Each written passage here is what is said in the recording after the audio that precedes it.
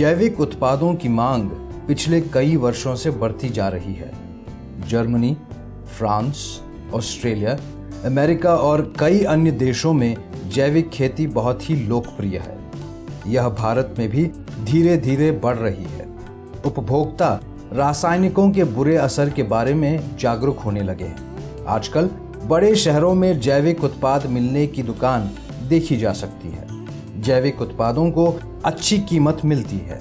किसान भी बड़े पैमाने पर जैविक खेती करने लगे हैं। जैविक उत्पादों को अब व्यवस्थित विपणन प्रणाली की जरूरत है।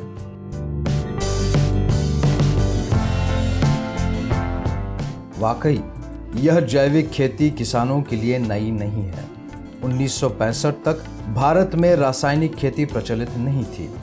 हरित क्रांति की लोकप्रियता के बाद भी पश्चिमी घाट के कई परंपरागत और आदिवासी किसान जैविक खेती ही करते थे।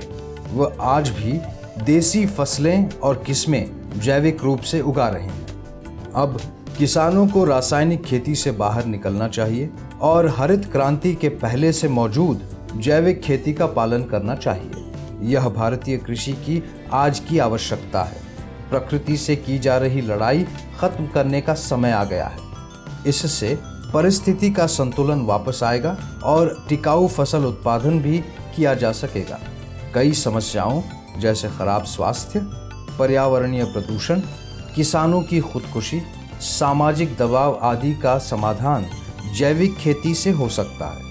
सरकार से यह उम्मीद है कि ऋण एवं राहत पैकेज की घोषणा करने के बजाय जैविक खेती को प्राथमिकता देकर इसका समर्थन करें।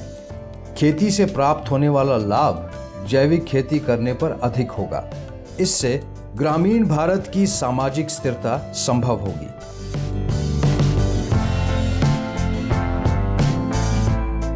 जैविक खेती का मतलब है प्रकृति का अंग बनकर जीना।